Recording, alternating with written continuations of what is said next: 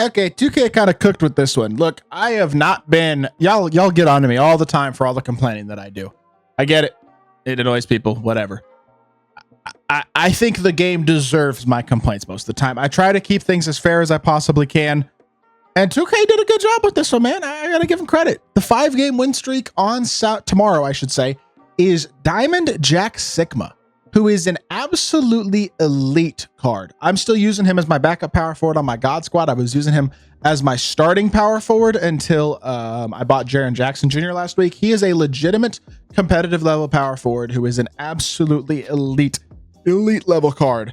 There is no reason whatsoever that this Jack Sikma should not be a card that everybody is trying to get from this win streak tomorrow. He is a great card, elite jump shot, really good defender, can play the 4 or the 5, does a ton of things really, really well.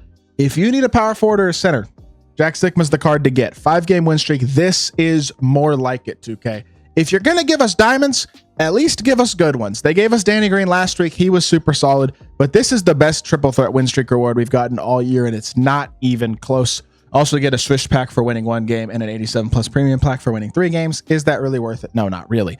But Jack Sikma is a fire 5-game reward. It really is. I mean, he is an absolutely awesome card, and I think there is a lot to like about Jack Sikma. So before we hop into the video, if you haven't already, make sure you hit that subscribe button. Help me push towards the 40,000 subscriber mark on the channel. I upload every single day, tons of consistent daily MyTeam content. Would really appreciate it if y'all do subscribe. Without further ado, just going to look at this card real quickly, and then we're going to call it a video. Sikma, I already did a gameplay on him. He's an absolute dog. Go check out that video if y'all want.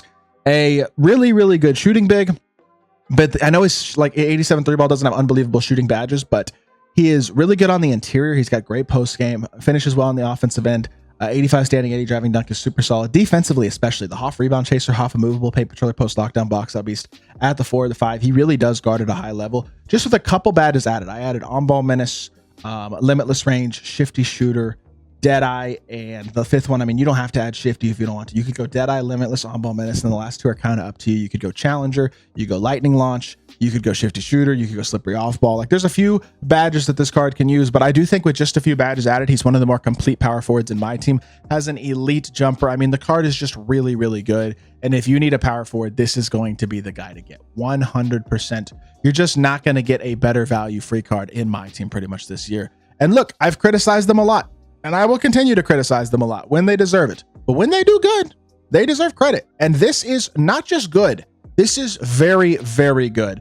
And it's rare from this point from my team this year to do something this solid and give us this good of a free reward card. So real quickly, let's just hop into freestyle, just in case you haven't seen this Sikma card, haven't seen gameplay with him. Y'all can go watch the gameplay I did on him, but look at this shot, bro. I mean, he has legitimately one of the best big man jumpers in the entire game. It is incredibly smooth, quick, easy to green. I understand he's not elite speed at 78 speed, but he defends really well. Does not feel slow on the court, finishes well. He rebounds really well. It's something I've noticed about this card. He's an elite level rebounder. That rebound chaser, box out beast, all that type of stuff is very noticeable, and he really guards on the interior as well. Even when he gets switched on to taller centers, he gets a lot of paint stops. Like, this card is an elite level shooting big who has a very, very good jump shot and defends at an elite level, and he finishes at a high level. Like, there's really nothing to complain about with this Sikma card. He's legitimately one of my favorite big men in my team, and this is the type of reward that we really should be getting on a weekly basis. If we got rewards like this on a weekly basis, like let's say they give us Paulo Banchero next week, that's the type of stuff that we need to see.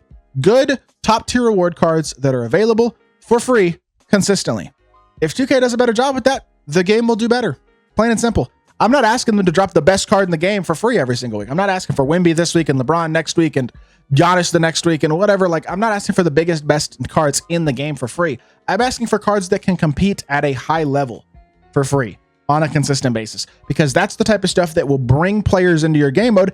And if you're trying to make money, it's the type of stuff that will entice people to spend money on the game too, because if they feel like they're getting rewarded, they're going to be happier to spend money on the game. And that's where pack odds have to be better as well, because you have to be rewarded for the money that you do spend. But I just think 2K has catered so much towards only the whales and just trying to squeeze every last cent, every last dollar out of this game as much as they can. Whereas what they should be doing is trying to get as many people as possible playing their game. Because if they can get more people on the game, they can get a lot more revenue, I think, even if the big spenders aren't having to spend quite as much to have the best team.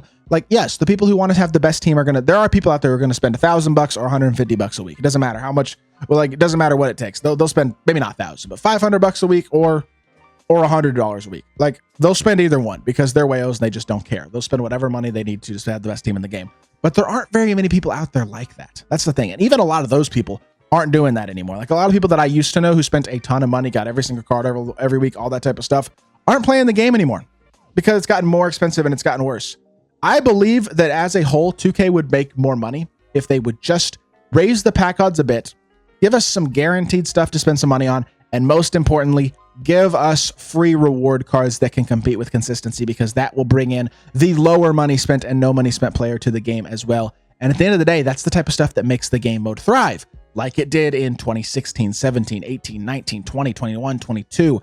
MyTeam was a great game mode until 2K23. And then the last couple of years, especially last year and this year, I've just completely killed the game mode in a lot of ways. And it's a real shame because before that, I really did think MyTeam was in a good state. So it's one small thing, and it's going to take a lot more than one small thing, one Sunday event with a good free card to fix this game and solve the issues. But this is a good side.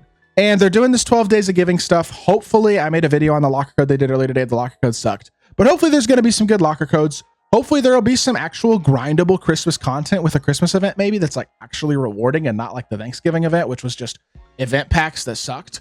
Like, hopefully there's actually a point and they start to do some things better in MyTeam, because look, the game has a chance. Look, I don't love the gameplay, but I don't think the gameplay is as horrible as a lot of other people do, especially in MyTeam. Like, it's certainly not great.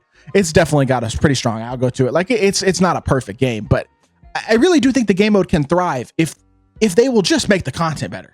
Because gameplay, believe it or not, doesn't actually matter that much in MyTeam. People will play the game regardless if they feel like they're getting rewarded and they're enjoying their experience when it comes to getting cards. Because at the end of the day, it's a card collecting mode. Is the gameplay perfect? No. Is it horrific? I mean, at times it is, I guess, but for the most part, I would say no, not really. And like, the other thing is, it's designed to, realistically, it's kind of designed to keep people in the game this year. If you're a lower skill player, that actually works to the favor of a lot of the mediocre players in MyTeam. Like a sweat, a competitive player, somebody who's an unlimited sweat will be annoyed by the algorithm. A lot of other people, not so much. And so the gameplay is not that important. The content is the important part. And if they can execute better, like they did with this, the game mode will thrive. Plain and simple. That is the truth.